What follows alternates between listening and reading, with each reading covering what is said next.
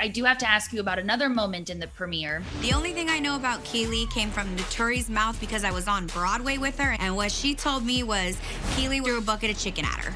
That's all I know about this girl. She throws buckets of chicken. She's a chicken bucket thrower. Can you set the record straight? What's your side of the story there? I can't comment too much on that because we do touch on that on the show. We definitely talk a lot about our experiences in our former girl group. So tune in to watch. You'll be able to kind of get my perspective and all the other women's perspective. It was kind of like a red table talk about all of our collective traumas in girl groups and experiences. But I do know that, and Aubrey has told me, that's been said before. It's nothing new. I did not throw a bucket of chicken at her. So, I mean, that's as far as I can go without giving too much away. It will all be revealed throughout the course of the show. Can I ask where your relationship with Naturi stands today? Were you guys able to make peace or make amends at some point? No, I do not speak to Naturi. In the show, you touch on your past, and I celebrate you as a proud member of both 3LW and the Cheetah Girls. And, I know you're still very close with Sabrina, but I know that there's a complicated history there with Adrian, who you were very close with for many years. Where do you and Adrian stand today? I also do not speak to Adrian. All of the Naturi Adrian thing is kind of all kind of mixed up in together. And not to say that I would lump them in as the same person. I think it's unfortunate that after all of these years and all of the success that they've been able to achieve, that they wouldn't use their platforms to be more honest about really what happened with the group. But that's life, I don't really speak or think about them. I don't watch daytime television. I don't have stars. So it doesn't really come up in my daily life. I know you now have a daughter, and for me as a young kid growing up, I looked at groups like the Cheetah Girls, like 3LW as the epitome of women's empowerment. And I mean, is there any part of you that would or could consider a reconciliation down the road? What would that take? Well, I definitely think the Cheetah Girls is probably the avenue that it would be, just because regardless of past history, everyone is so professional. I mean, there is a healthy amount of ego there, but I really think that we all approach the Cheetah Girls from a really professional standpoint. So I think that is more likely. Also, participating in the Cheetah Girls felt good because you were inspiring young women. You got to see 6-year-old kids and their eyes light up. I mean, it was just such a fulfilling experience. I can't see all of the women saying no to that just because of how good I know it made all of us feel. So you never know. Where would your character be today? What would you want to do if you rebooted it? I hope that Aqua is married to Kevin 347, living in a palace in India right now. I'm hoping Aqua would be living her very best Indian palatial life. I would never try to hurt you, on purpose. Well, I appreciate that, sweetheart, and I release any pain towards you that I have, and I cancel, clear, and delete it. It was really emotional as a viewer to watch you on Instagram Live with Raven-Symoné. It kind of seemed like you guys had a moment of healing. Was that therapeutic for you? Absolutely. And even though it was done in a public forum, I think that kind of made it easier for us to just kind of lay it all out there. But I think sometimes when you're put on the spot, when there are people watching, you really can't think of a good excuse or think of a good lie. So I think it was a really honest conversation that we had. And honestly, like I said to her on the live, I had no idea that she felt the way that she felt. That's horrible for anyone to feel like that. Why would I want anyone to feel that way?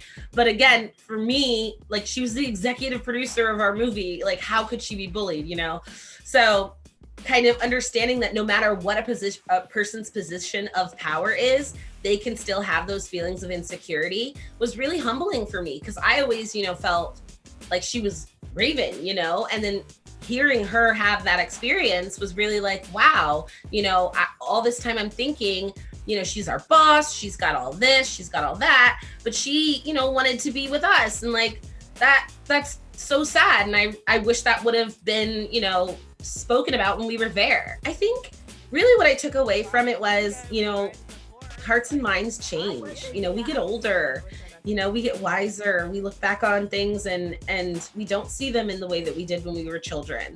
And, you know, when you're young and you're in the middle of things, you're not looking at things from other people's perspective. And I think that, you know, had we been the age we are now, I don't think any of that would have happened. I think we would have been able to be more open and honest with each other, and, you know, her to tell us how she felt so that we can be like, oh my God, no, we want you to hang out with us. Like, go hang out. Right.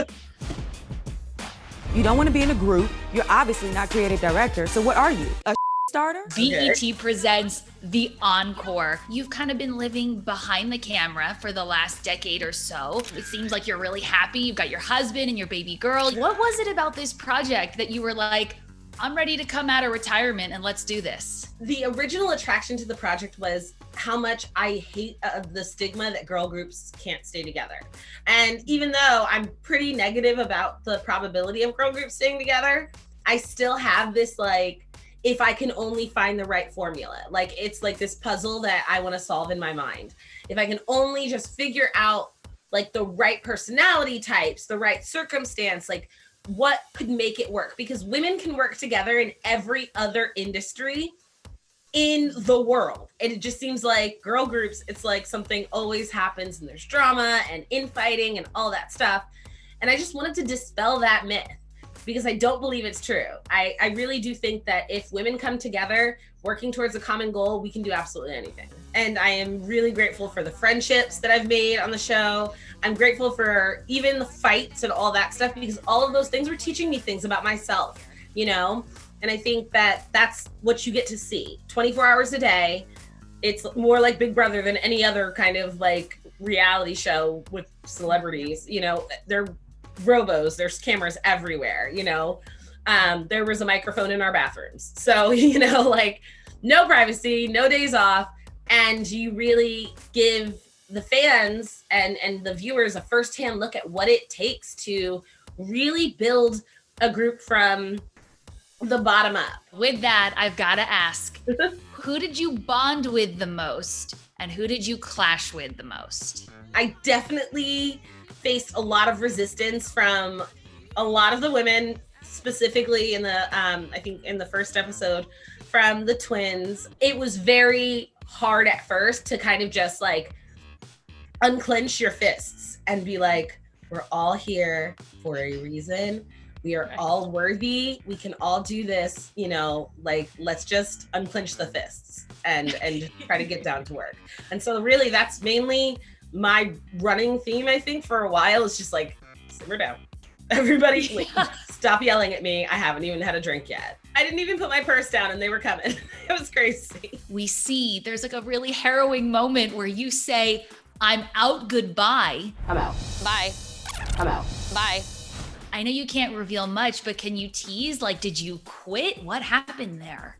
There were a lot of moments where I felt, why am I here? I could be home.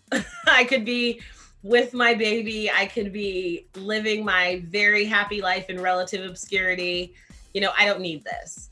And I think, you know, everybody kind of has those moments, and that's when you know that you're changing. For 30 days, I pretty much, no matter what happened the night before, woke up the next morning and tried again, tried harder. I definitely felt tested, tried, pressured, pressed. And I don't like to argue. I'm not like a confrontational person in that way. A lot of people are like, oh, she's gonna read people and all that. And I don't really do that. I didn't even do that in that leaked clip that got the show. I've been in 2 multi-platinum successful groups. And they weren't disbanded. And I've been in the biggest one and they're still together. I know, but you weren't in it. I wasn't saying anything. I kind of just let other people talk. And like, if you sound crazy, I mean, that's what you do. There were definitely moments where I was like, this is a lost cause. I feel like pretty much every one of my confessionals, I was just like, this is never gonna work. Like, it's never gonna happen. Okay, so but you I was almost quit. No, I never almost quit. I don't think that wasn't even in my like mind. It was like questioning, like, am I getting paid enough for this? I do remember like saying something like, they're gonna have to drag me out of this house by my wig. And even then they'll just be holding on to the wig. I will still be in the house. Definitely determined to keep, you know, to keep this going, because I felt like, you know, it's been something we've been working on for 7 years. You know, and so I felt a definite like desire to see it through to the end.